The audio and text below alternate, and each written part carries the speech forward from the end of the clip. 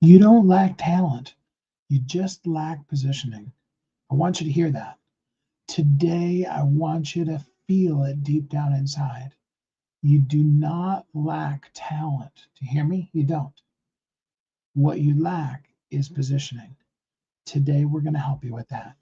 Hi, my name is Steve Kidd. I am a third generation minister, international best-selling author of 41 books and counting.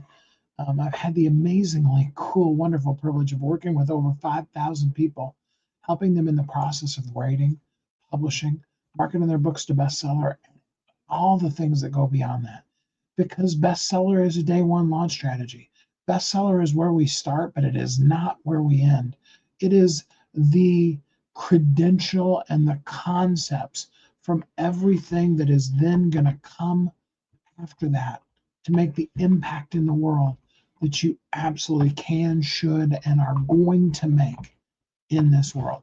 And I'm so excited to be able to share that with you today because though I've worked with doctors, lawyers, nurses, stay at home moms, startup companies, all those kind of things, what I looked forward to more than anything else is just simply being able to sit down with you and talk to you about where you are, what you've learned, what kind of stuff you're going through, and what can be done to take you to the level that you've always wanted to be at.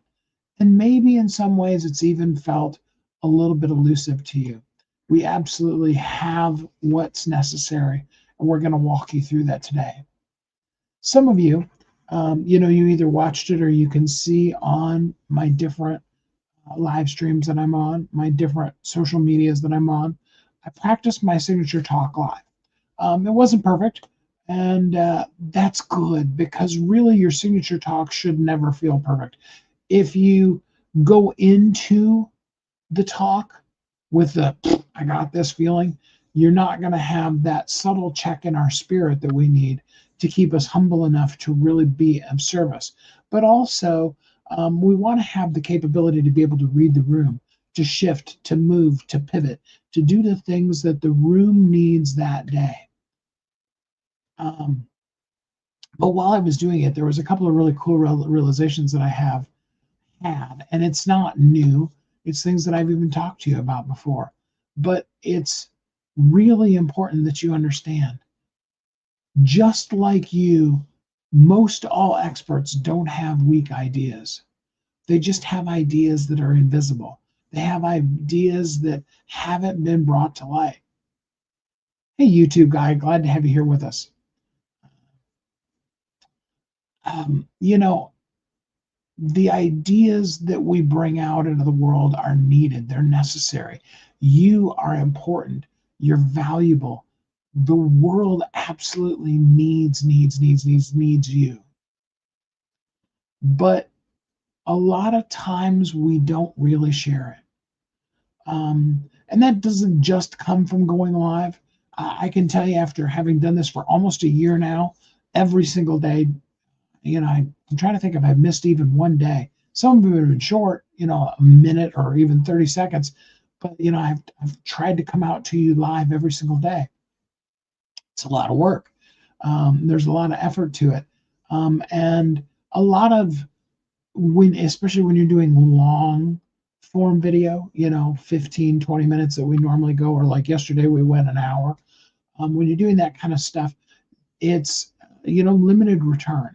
On the one hand, if you go for an hour, you're going to have, like I did yesterday, you're going to have an opportunity to have several hundred, even possibly people that are going to pop in and see the thing and then pop back out.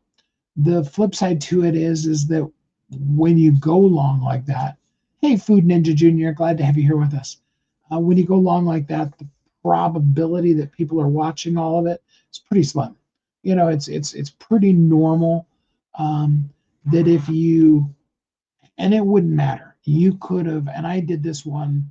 I intentionally didn't create it as an event and publish it and market it and do all those kind of things because I knew I was practicing. I knew it was brand new for me, and I wasn't really trying to make a big ta-da out of it. I was just wanting to do it live and practice it on a timer and a clock. And I've done it a couple of times, and I probably will do it again a couple more times when I was offline. One time I did it with Zoom on and nobody in the room. And another time when I did it, I just literally was just me sitting back. I wasn't even, standing or doing any of those kind of things. I was just sitting back and just going through slide by slide and kind of working out the pacing and the rhythm and those kind of things. Um, but the real thing that became so apparent, and I've said it many, many times before. Yeah, absolutely. And I totally tell you and would tell you, do practice live. It's one of the best things you can do. And whether somebody joins or they don't, that's good, because visibility comes from our three C's. Clarity. You got to really be clear on that message. The practice allows you to do it. And when you practice it out loud in a live environment, it comes out differently than when you're, like, for example, the time I told you, I was just going through the slides. I was sat back in my chair and, that kind of thing. There's a different energy of that. There's a different thing of that. I can also tell you that one of the ways that I practice is I will kind of go through it when I'm laying in the bed at night.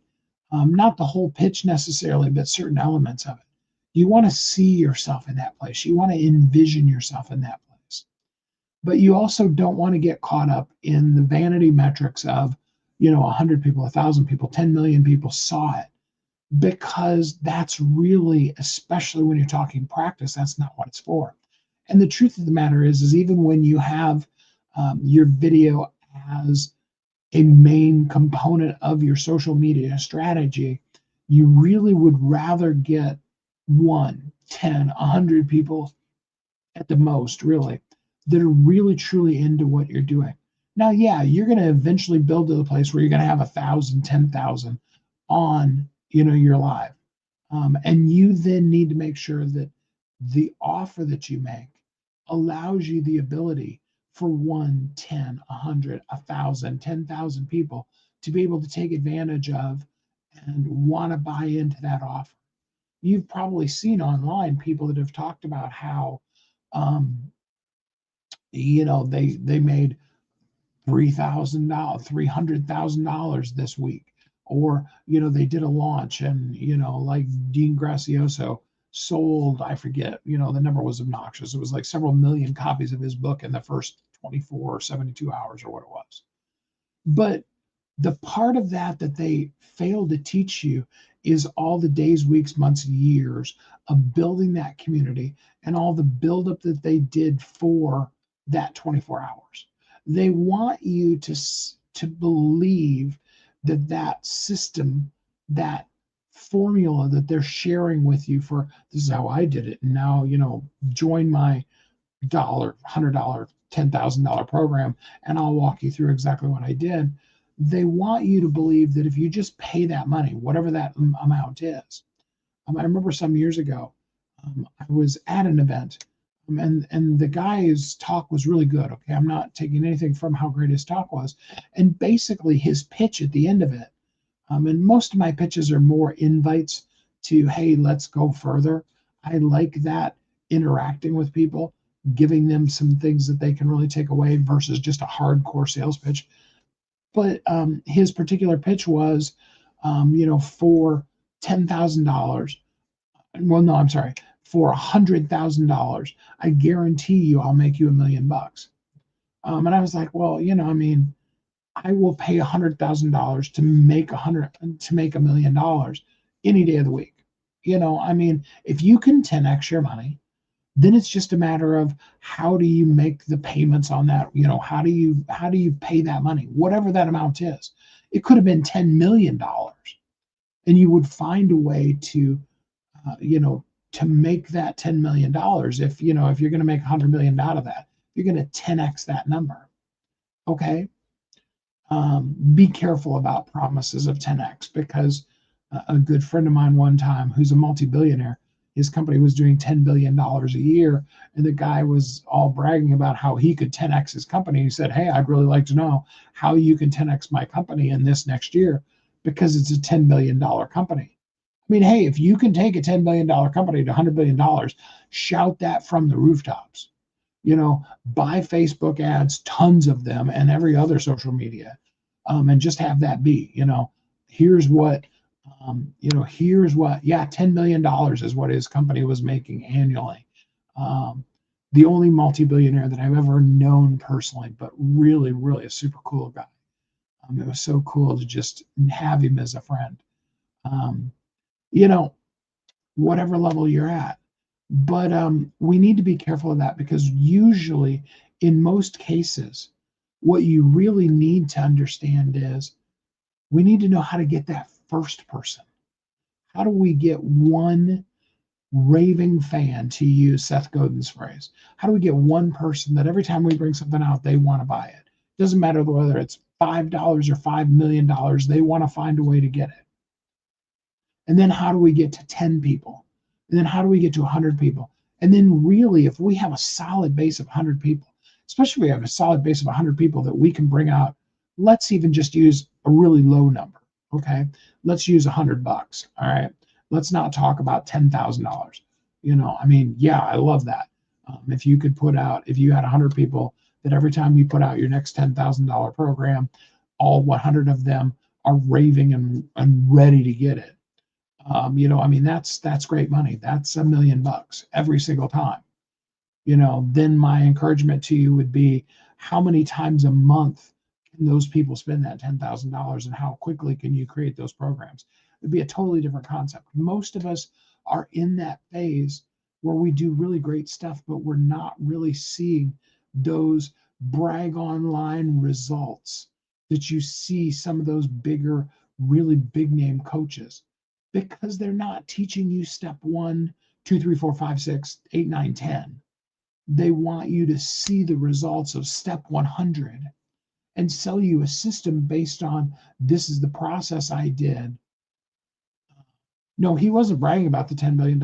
In fact, it was funny because I'll tell you the whole story. So this kid was up on stage and he was like, anybody in this entire audience, I can 10x your company. I don't care what level you're at. I don't care how great your company is. I promise you, I can, within the next 6 months, 10x your company. Um, you know, and and my friend, he was in his 70s at that time. I mean, he was almost 80 then. We lost him during COVID, unfortunately. But he's like, who has what they think is the most challenging company that they don't believe I could 10x their company? And my friend raised his hand. His name's Errol Abramson, by the way. This is not a made up person or some kind of story. I'm just telling you. Um, and Errol raised his hand and he said, "Oh yeah, come on up here. I can totally help you." And so he came up on stage with the young man, and the kid said, "No matter what you've got going on, I guarantee you I can 10x your company." And Errol said, "That'd be really cool. Um, that would be really awesome." Um, and he said, "So tell me a little bit about your company." And he told him a little bit about it. He goes, "Oh, that's really interesting." That one particular company happened to be a massive hedge fund. And he also was running at that time an also multi-billion dollar um, stem cell research company at the particular time he was on stage. But I think he talked about the hedge fund company, because I know for sure that one was making about $10 billion a year. Um, and so they went on, and then Errol said, he goes, "Because I really want to know what you can do to tax my company, because it's a $10 billion a year company." And the kid just kind of stopped. He's like, "No, come on, quit kidding with me." He goes, "No," he goes, it's a $10 billion a year company. There are people out in the audience that we can bring up that have worked with me, that, know me for enough years." And of course, the kid couldn't 10x a $10 billion company. That's what we run into when we begin trying to overpromise and try to lean into that 10x thing. Not that I don't love the 10x thing, and not that if you're at $1, you shouldn't want to 10x that to $10, and then to $100, and then 10x that to 1,000, and then to 10,000, and then to 100,000, into a million. Once you start getting into those millions and tens of millions, expecting that you can do little things and 10x it becomes a little more difficult. But it also means that you built that one person, 10 people, 100 people, 1,000 people, 10,000 people, you know, and you've learned how to be able to create the systems. It also means that you have both the ability to afford it as well as you have a well-trained staff so that you can take an idea. I have a good friend, another good friend of mine. I have lots of friends. I've been doing this for 40 years, so I've built a virtual digital Rolodex. Once upon a time, I actually had the still manual Rolodex on my desk because it was a fun conversational piece. Long after I was working in the internet space and it was all digital, I still had the manual Rolodex because it was cool. Like I said, it was a great conversation starter because a lot of people didn't even know what a Rolodex was. Um, but this particular guy was showing us posts that he had done on YouTube, shorts. They were like 30 to 60-second shorts that were getting like 20, 30 million views. Um, and he was talking about the different AI systems that he was putting in place to do that and stuff. However, the other piece of it that he told us, and the part that you really need to hear, know, and understand is he had a staff of like 3 or 4 full-time people. He was just, in fact, in this particular case, they were AI generated ones. So they had taken and cloned him, his video, his voice, all of that kind of stuff. And so they could do all of it. And they were doing all of the research. They were doing all of the AI generation. And a lot of people who are doing really amazing things in AI, it's because they've got that already built. I want you to understand that at the stage you're at, right here, right now, there is opportunity for you. And it builds. It builds 1, then 2, then 3, etc. If you've ever felt unseen, it's because you really need to go back to the basics of talking to a person and then the next person. Way, way, way back in the day, way before the internet existed, because I've been doing this for 40 years in internet space since the days of the bulletin boards. Way, way back then, I had a person that was a sales trainer, was a friend of mine. And what they did every day is they committed to doing 10 sales conversations. Okay, 10 conversations with people that were their ideal client that they could talk to. And they had access to lists, and those kind of things. And they had 10 sticky notes that they stuck to the side of their monitor. Okay. I guess maybe it wasn't even their monitor now that I think about it, because it was before the days of the internet. So it must have been that they stuck it to the side of the phone now that I think about it. And they had the 10 of those. And as they made each call, and they didn't count, I called somebody and I didn't get a hold of them. As they made each call, with each person that they talked to, they took away one of those pieces of paper and stuck it over to the other side for, tomorrow. So like from one side of the phone to the other. Back in the old days, when you had that base for the phone, and the handle and all that kind of stuff.